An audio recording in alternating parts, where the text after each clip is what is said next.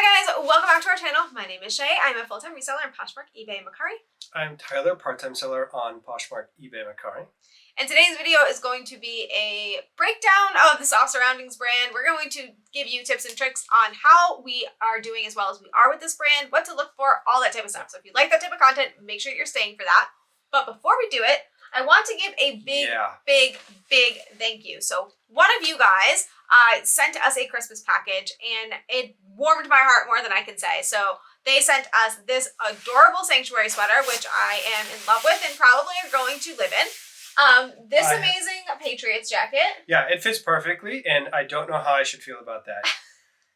He's been stuck on that since he got it, but it looks amazing on him. Doesn't have anything like this, and he's probably going to wear it to every game for the rest of the season at least. Probably. Yeah. Then Luna got her own new Christmas toy, which she claimed before it even made its way out of the bag. It didn't get out of the bag before she was already trying to play with it. Yes, so we are all super grateful to you. I don't want to give names just in case people don't want their names outed, but again, I appreciate it so much, and happy holidays, and I can't say enough good things about this person, so thank you. Okay, do we want to get into it?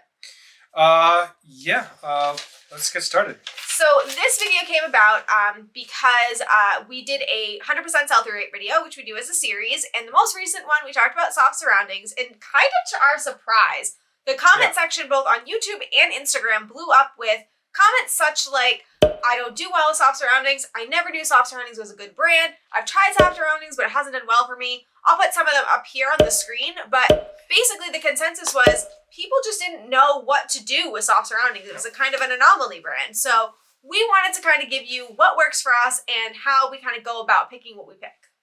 Okay, do you want to move right into it? Well, there's going to be some numbers. I know we want to be helpful, but there are numbers, and I'm super excited. Yes. I love numbers. There are. So why don't you start with the total? Okay, so for the year 2021, we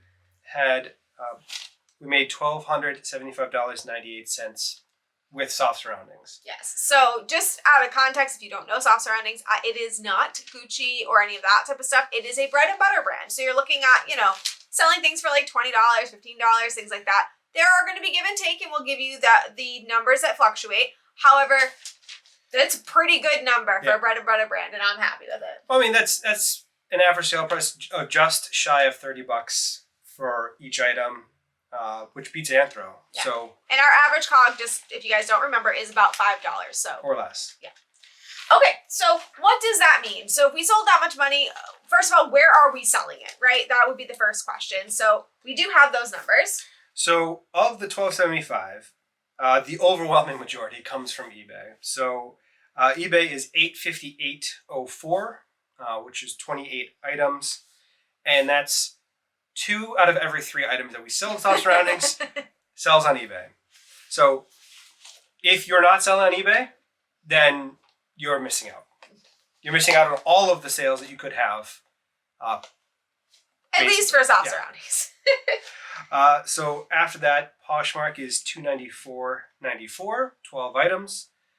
And then Mercari is $123, 4 items. Yeah. So eBay makes up about 67% of our sales for soft surroundings. So the first thing I would say, if you're trying to sell it and you're not having any luck, make sure that it's listed on eBay. Now, we will give you listing tips further on in this video, but get it over there, put it on the platform. That's going to be the first thing you need to do.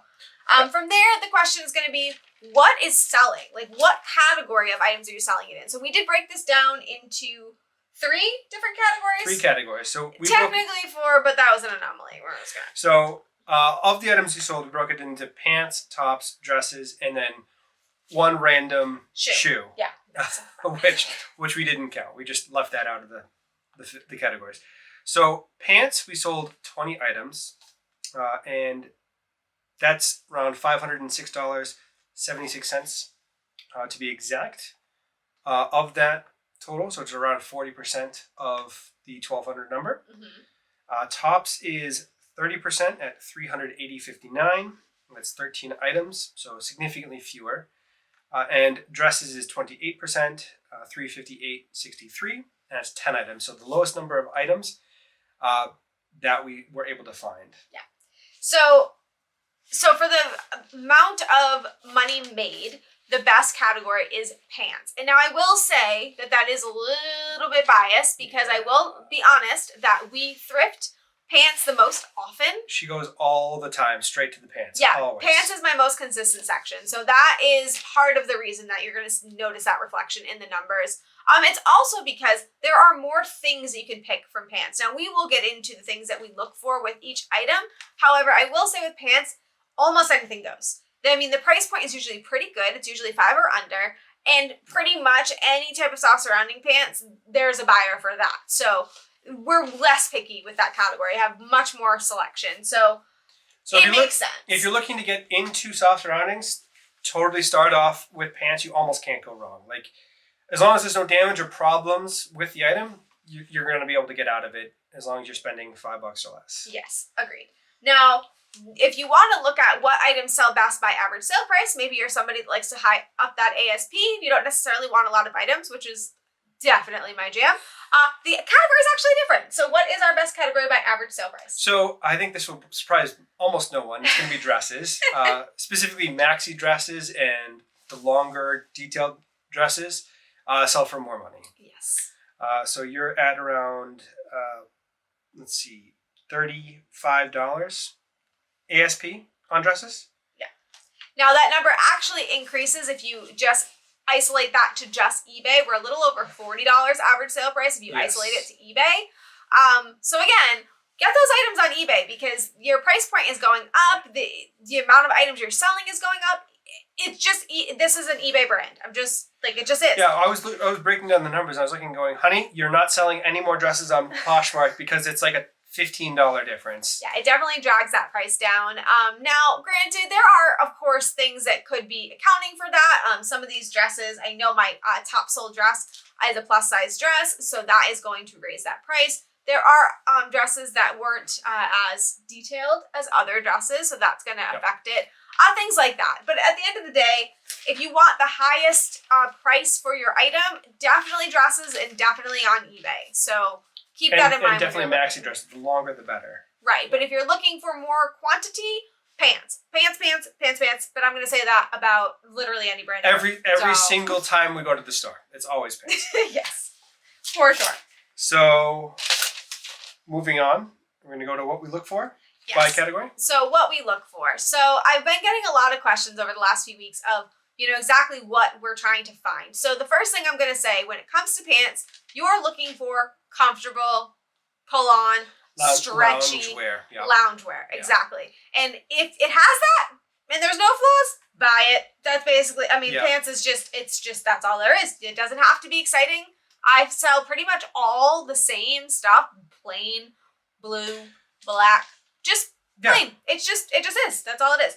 There is style numbers in soft surroundings items, so you absolutely want to look those up. Not necessarily because it matters with pants, but you need the name in the listing. You just do. It's that type of brand. Now, dresses. Yes. I always look for anything detail, pattern-wise, embroidery. Full-length maxi dresses are always the go-to, if possible. What about, the same, obviously. The same, but also you want to check for oversaturation. So for soft surroundings, especially on eBay, the easiest thing you can do is type in that style number and you're going to find out how it's doing. But don't just type in the style number. Also type it into Google and get that name and check it that way too.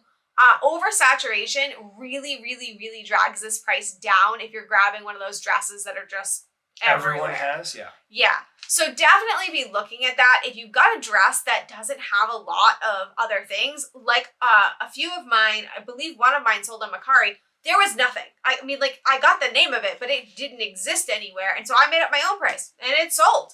So definitely make sure it's not oversaturated. Just, but other than that, boho is what you want to find. The comfy, stretchy, flowy. That's what you're looking for when it comes to soft surroundings. All of their stuff is comfy. That's part of their whole identity. Their stick? Yeah. Yeah, it is. So. And as for tops, I'm going to be honest. I'm phasing it out. It's not doing that well for me. Sweaters still do okay, but as for just the regular tops, I was looking for the embroidery and all that stuff, but I've got that stuff sitting. It's just not moving as fast, and it doesn't move for higher price point. I will say that the sweaters and things, especially if they have the accent pieces, are going to drive that up a little bit. I know there was one with like a leather, a belt accent that went for decent money. So anything that makes it special, it has to speak to you. Yes. And you're looking for anything, pants, long dresses, or more sweaters than anything. Yeah. So, but if you're looking for a category to avoid, I would say do not pick up tops. They sit for a while and they don't do that well. But sweaters are okay, just not regular tops. They're not worth it. Okay. And then last, we want to talk about what we do for listing. Yes. So listing tips. Now I've kind of sprinkled those in there anyways. But for Poshmark, for example, we've got a keyword section there at the bottom. You can put 3 tags. And I would suggest that athleisure and loungewear absolutely need to be in your listings, especially for those pants. It's really important. Also using the words pull on, elastic waistband, all that type of stuff. People are looking for these things, so make sure that they're there. I will also reiterate, style number and style name need to be in all your listings. This is more important on eBay, but it's going to be important on any platform. You want to be pulled on Google. You want, when people are looking for that specific item, that you pull up, which normally I do, which is great. But make sure that you're doing that. If you're not getting the exact style name, you're missing out on buyers. You just are. It is what it is. On top of that, I would say that you want to make sure that you have like the elastic parts, if it's nylon, elastane, spandex, whatever it is, make sure you're putting it in there. People seem to care what the material is, so make sure that it's in the description because people are typing that in and looking for it. Beyond that, I just make sure I got really clear photos. I do sometimes use stock photos. I know. Not on eBay at all because I'm scared of losing my store. But on Poshmark, I might do it. So, do it doesn't even help you because eBay sells better without the stock photos anyway, so why bother? So sometimes I'll do it on Poshmark because if you go and look at the other ones, you can tell that the stock photo one stood out. Now, don't come for me. I know it's a terrible thing to do and you shouldn't do it, but sometimes that is the dice I roll. If you don't like to do that, and I totally respect that, just make sure that they're really clear photos. They look really good, no stains, no nothing, and that is a nod to a video that is coming next, because stains will follow you even if they're not real. But yeah, that is everything that I think we do. I think so, yeah. We think we've talked it over pretty much to death. And so overall, would you recommend somebody pick up Salsa or anything they've never done it before? Yeah. I mean, if it has a better average sale price than Anthro, yeah. And he keeps mentioning that because we did do a deep dive for Anthro, which I will link up here, and we kind of went into what brands that we pick up in there and like how it does for us, average sale price. So make sure that you check that out if you are selling Anthropologie or looking at how to sell it better. But yeah, it does do better for us than Anthropologie overall, which is kind of cool to know. But that is everything we have. So we will be back really soon with a new video. It's going to be a funny one, so make sure that you are subscribed and you have the notification bell clicked so you are notified when it comes out. But we will be back really soon. Thank you guys so much for watching. Thank you all for watching.